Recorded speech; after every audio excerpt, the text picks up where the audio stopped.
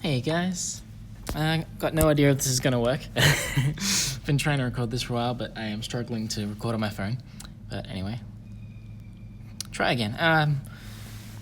Most people have worked out what they want to do here, but I thought I'd just do a little guide on what I think you should do for monkey knowledge. Just like, you pretty much, everyone's going to be able to max it anyway. It just takes a bit of grinding. I think you'll get there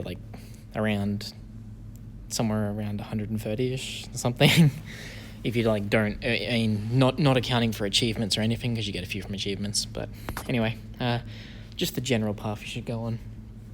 And so the general guideline you want to follow is you just want to get anything that makes the early game easier.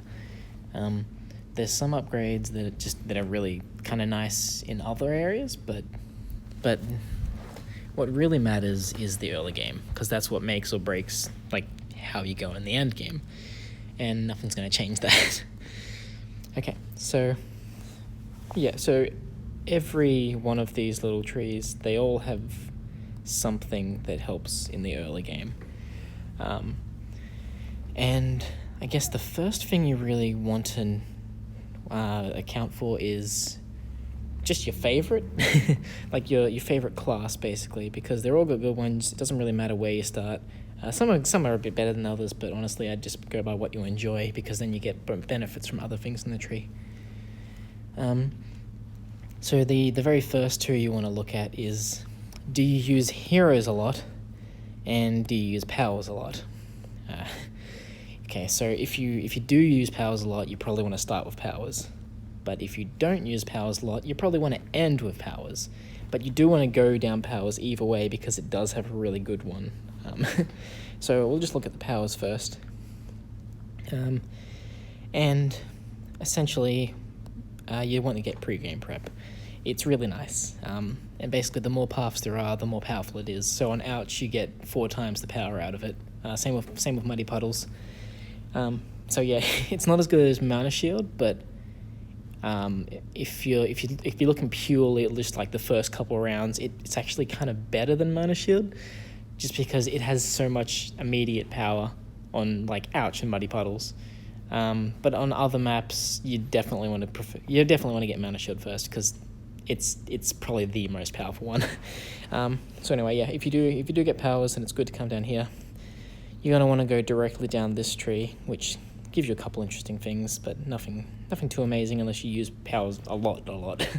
The most popular one you're probably going to use is Supply Drop. But anyway, to get this point, you'll need to put a point somewhere else. I recommend getting this one, because Bigger Camo Trap is actually really powerful. If you put a point in that, I think your Camo Trap will last you to round 78, and probably 2 Camo Traps will probably be enough to finish your entire game.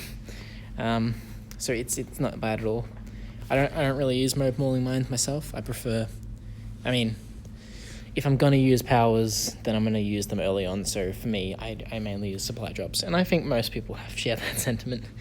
At this point, if you want to save yourself from a mob, then I would use the Super Monkey Storm, because it just has so much more value, because you can use it kind of in the late game and destroy a whole pack of DDTs or something.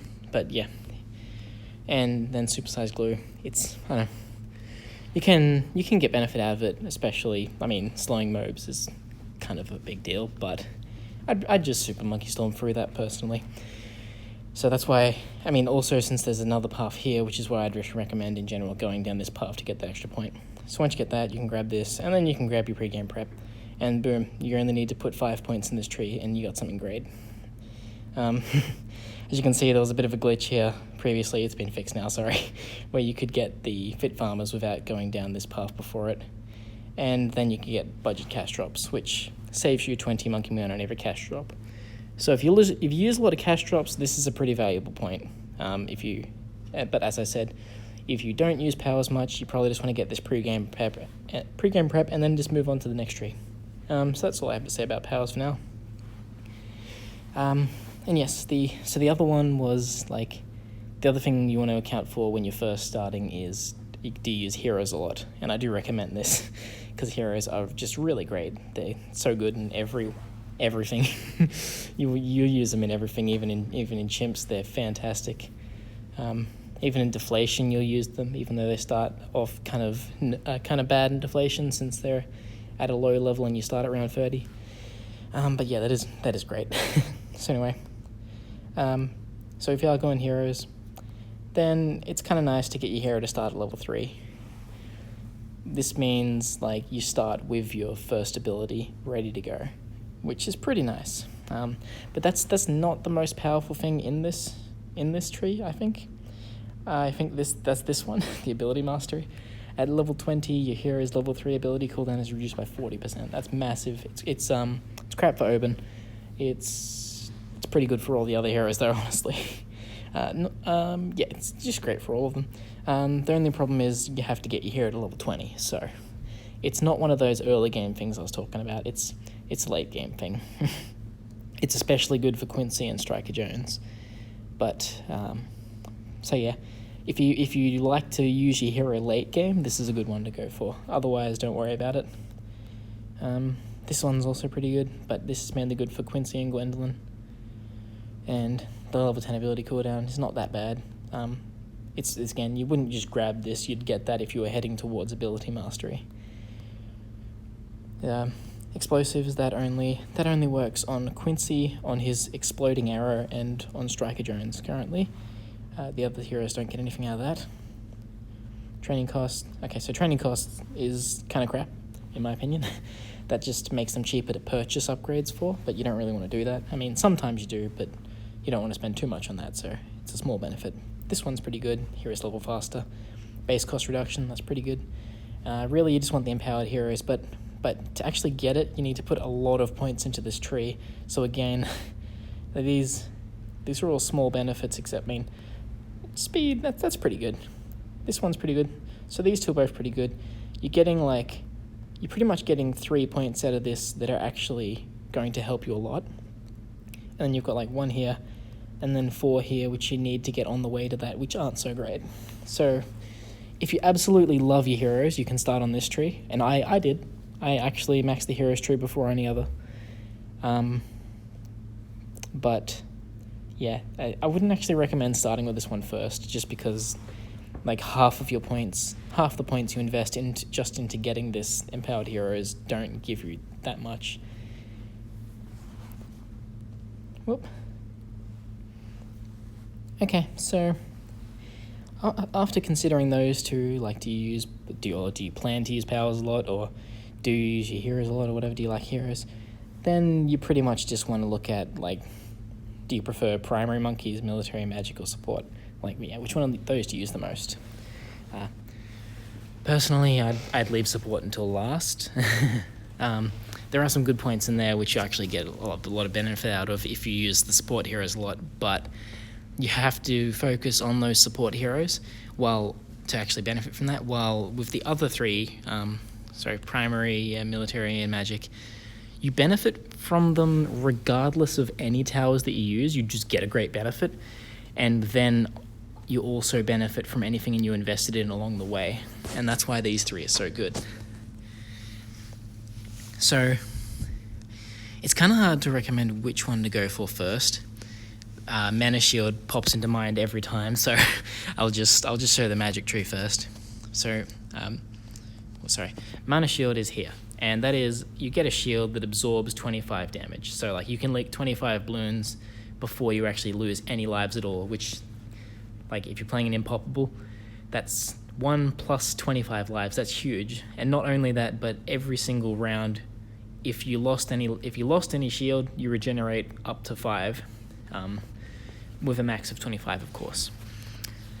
So, I mean, so if you play 100 rounds and you lose 5 lives every round, that's like 500 lives you could potentially get in Impoppable, which is, that's quite a lot. I mean, hard to get that, hard to perfectly time that, but you can, I mean, it makes the early game so easy, like so much easier. It's a great point.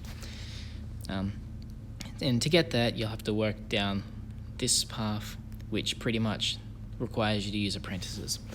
So if you want to get Mana Shield, then it's kind of you get a lot of apprentice benefits from that. So if you like apprentices, you may as well start here.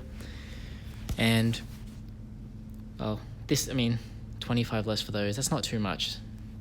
The lifespan, I don't really think that gives much. The hot magic, that is potentially good if you use ice towers. Not many people do seem to, but there are some good options with ice towers, so it's not necessarily bad. That's probably the best point so far. Flame jet, one's interesting, and you have to get it anyway. So yeah, personally, apprentice is actually my favorite tower because I love the top path apprentice. I love the wizard lord. I love the arcane spike, the impale. It's just oof. Yeah. So this point I like, even though it's not too fantastic, but I love this tower and I really enjoy using it. So that's good for me. So yeah, well, while you're working down here, you'll need to have 4 points invested before you can get this one. So I would recommend probably getting the Speedy Brewing here because Alchemist is amazing, and Permabrew. I'm sorry, not Permabrew. Just Berserker Brew in general, as well as that whole path, is benefits from this. So that's definitely a good one to get. I would probably start on here just so I can get that next, and then grab these two and move on here. But if you're willing to wait a bit, you could also just grab this one, then head straight into the more monkey money, which is, there's not much use for monkey money at the moment, but we do plan on adding more things eventually. So if you just want to have a huge stockpile and never run out, or you like spamming your powers, this is a good one to pair with your power spamming. So why not grab it as soon as possible? It's a good reason to start on the magic tree. So yeah, you can just pop straight into there, and then you'll have to go here, but you'll have 1 extra point than the 4 required to get this, but that's okay because by the time you get here, you need 8 to get Mana Shield anyway, so you're going to have to move down and look at other things. Transforming Tonic here, this is not a good one to get unless you do late game, because it is good late game. But we're looking mainly at early game things at the moment, so don't get that one. I wouldn't recommend either of those either. Personally, what I would recommend is heading down the very, very left one here with your spare points just to get the ninja buffs. You get, this one's good. Cheap double shot, that's pretty helpful. And the Balloon Jitsu and Grandmaster getting an extra shuriken, that's pretty awesome. But again, that's a kind of mid to late game one. You can't get a Balloon Jitsu too early, but you can get it quite early, so it does help. It does help. But you really just want to put enough points down this path that you can get the Mana Shield and then come back for the Deadly Tranquility later on. And strike down the false. Sign up to have purple boons. I would never recommend getting that unless you had unlimited points. So yeah. That's a magic tree. And now I guess we're jumping all over the place here, but I guess we may as well go into primary. Because it's just the biggest tree, and look at that. So with primary, we got this simple, more cash, increased starting cash by 200, that is amazing. And also by heading down the right path here, you start each game with 1 free Dart Monkey. That's another $200, but you have to spend it in Dart Monkeys. But Dart Monkeys are a fantastic starting tower anyway, so you're basically just getting plus 400 starting cash from this tree, which is insane. And you also, by going down this path, get the Master Double Cross, which is a good late game one, which you just get by going down, aiming towards your good early game ones. So hey, triple benefit from this tree. It's another really good tree. So yeah, I guess you don't necessarily have to start on this side, but it is the side you want to get maxed first, since you want your bonus monkey as soon as possible. So yeah, we're just looking down here. The +1 Pierce, Dart Monkeys already start with 2 Pierce, so they're OP. Getting a 3rd Pierce is more OP, I guess. But yeah, it's not too great since they already start with 2, and it's not too often that you'll get the 3rd shot unless you line them up really well. But it is what it is. Crossbow range, that one's not great. 4 and 4. That's pretty good. It's every 4th shot that if the triple dart fires a 4th dart. Yeah, it's still pretty good. A 25% damage increase every 4th shot, so 25% of 25%. You're getting like a roughly 6%-ish bonus. That's decent. That's pretty decent. Can't complain there. Yeah, your Master Double Cross, which I said, it's awesome because like the Crossbow Master is just awesome.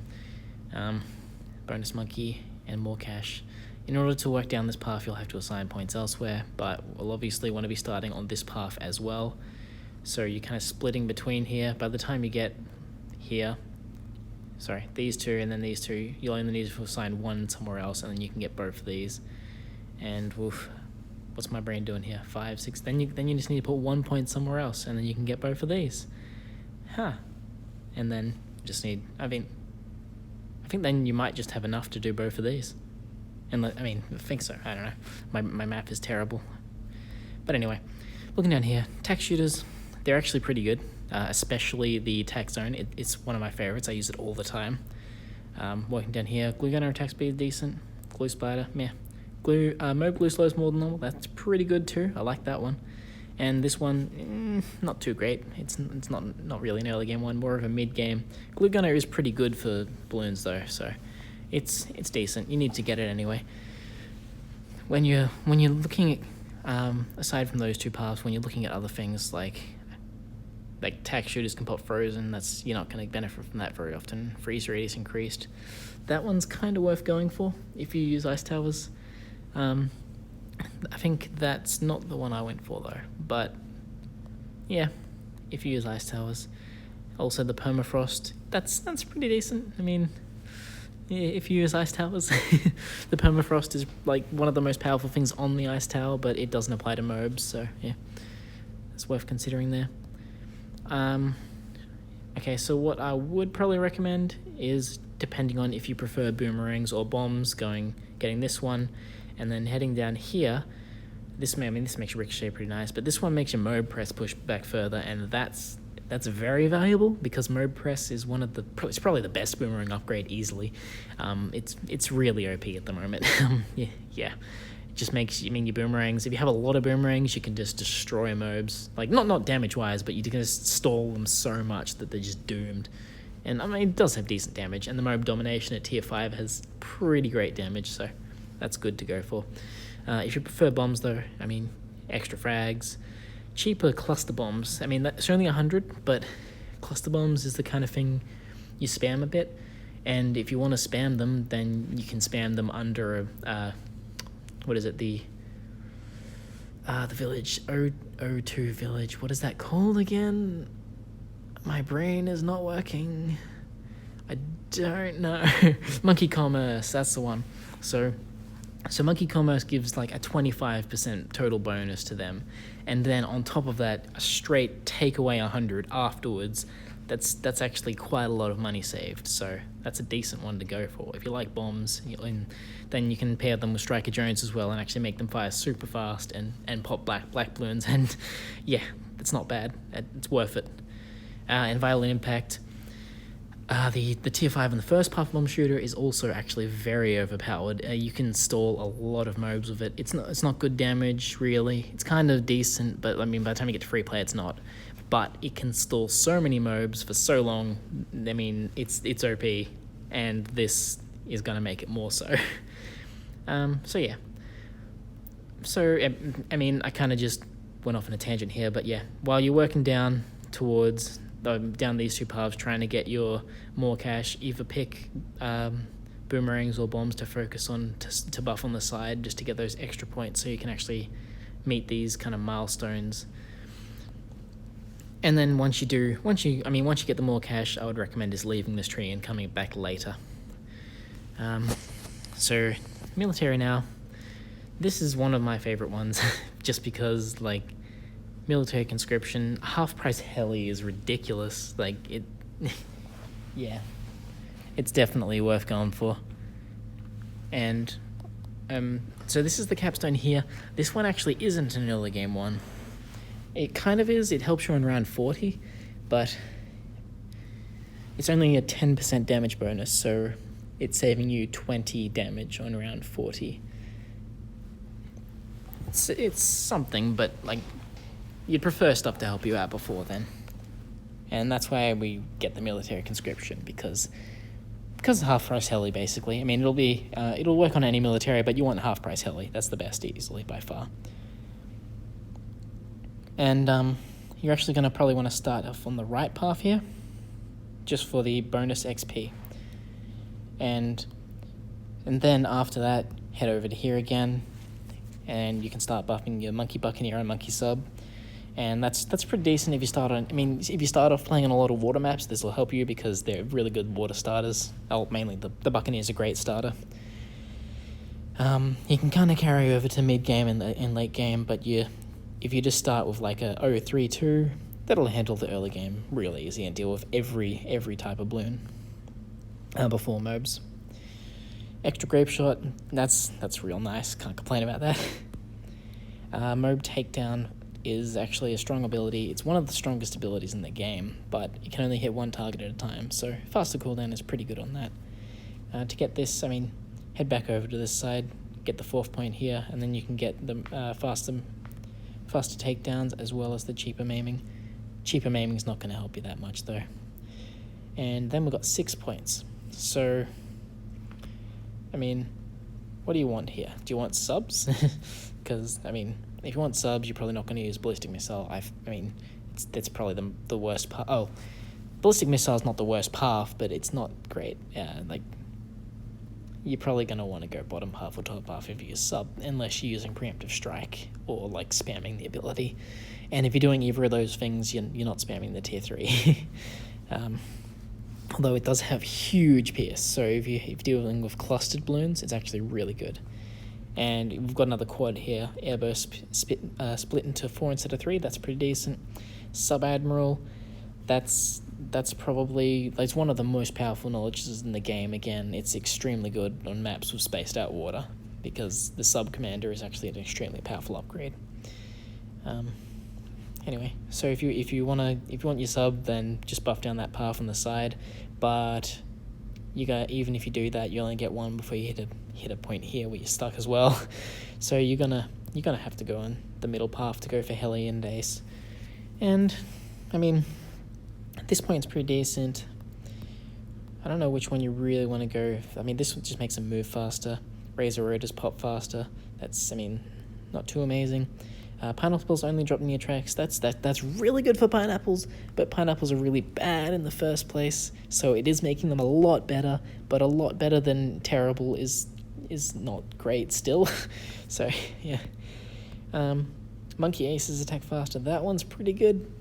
Yeah, that's probably one you want really. Chinook, meh. If you want cash production, Chinook's not the best thing to do.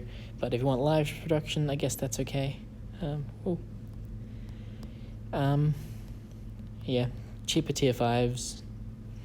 That's pretty good, I guess. The tier 5s on Ace are pretty expensive, but they are pretty good. They're all pretty good. And the base military being cheaper, that's one that helps you in the early game, but it's only 5%, so it's not massive. So I wouldn't recommend getting this before getting those capstones on the other paths. But definitely something to keep in mind. And yeah, so pretty much you want to work down this path. And I guess, yeah, I didn't mention this. Once you can get the Merchantman, if you use Merchantman for cash generation, that's decent. But yeah, you want to work down, get the military conscription, because that's a great point. And then I would also kind of recommend going down the left and right paths. Also, as I said, starting here to just get the bonus, but then working down them, just using them as points until you have the 14 required to get your military conscription. But then once you do, you'll also be able to get this one and this one, which is just like, I mean, if you've already got this stuff on this path, then that's 2 extra points, but these are kind of endgamey ones, not fantastic early game, so depends, up to you if you want to invest that much in military, but you want to be mainly getting this one and leaving. Okay, last one, support knowledge. If you want to get support, then this is a good one to get, but like, I max leveled all of my monkeys before touching this at all, so it's not that hard. It's pretty easy to level up. This Spike Factory gets one more spike. That one's pretty decent. That's worth getting. Mob Shredder does one extra. That's good. Yeah. it's not incredible, but it is good. Spiked Mines, that's not too great. But it is, yeah. So. This one, it's a small bonus, but if you buy and sell a lot of villages and farms, yeah. Valuable bananas, that's decent-ish. 5% extra cash, yeah. Monkey business, it's good, but it's meh. This one's really strong, just since the bank's the best farm at the moment. And this gives them a lot of extra storage, and it only takes like one extra round to fill up. So this, if you want to use a lot of farms, and then you probably, to maximize your farms, you want to do banks currently, and this is going to make your banks a lot better, so that's worth getting. And this one, at first banana farm, cost 100 less. That's an early game one, but it's not fantastic, in my opinion. So I wouldn't really bother going down this tree just to get it. I would get the other ones first and then come after this. I mean, it's not too bad. It's just, it's only a farm. Yeah. This one I actually do really like. Monkey Town, it's an easy just drop and go. Like, you drop it, and then all your monkeys are earning more, as long as the balloon's in radius of the village. So that's decent. IMF loan, that still doesn't make it any good. And all monkeys sell for more. I mean, you don't really want to do too much selling, but when you do, you're not going to be selling expensive things, so that's not huge. Call to Arms has extra duration. Monkey reload time. This is probably the best thing in this tree. It makes every single monkey in the game attack 3% faster. Yeah. That's again 8 points just to get something like that. I wouldn't get this first. And then this one, all abilities are 3% faster. So yeah, overall, I think the support knowledge tree is the one that I would probably leave until last altogether, unless you just want to jump down and get this farm subsidy quickly, but I wouldn't recommend that again. And I think that's all. I think I went over everything. So I kind of made this a bit long-winded and dumb. Sorry about that. But I guess just to go over it again quickly, from the primary knowledge tree, you get bonus monkey and more cash. Those are the greatest. From the military knowledge tree, you get military conscription, and that's the greatest here. Magic knowledge, you get mana shield. That's the greatest here. Support knowledge, and farm subsidy if you want. Heroes knowledge, you can get empowered heroes. That's pretty good. And the powers knowledge, you want pre-game prep. So that's kind of my guide, talking about the knowledge in BTD6 and the general path that you should take first. Once you've got those main points that make the biggest difference, then you can start getting the late game things. And unless you just want to win a couple maps and then go straight into doing late game. But I mean, I like to just win everything first. And this is the kind of path you want to take if you just want to go through and get a lot of medals and stuff. Just unlock everything. So yeah, I hope this helped somewhat, and yeah, enjoy the game. I'll see you around.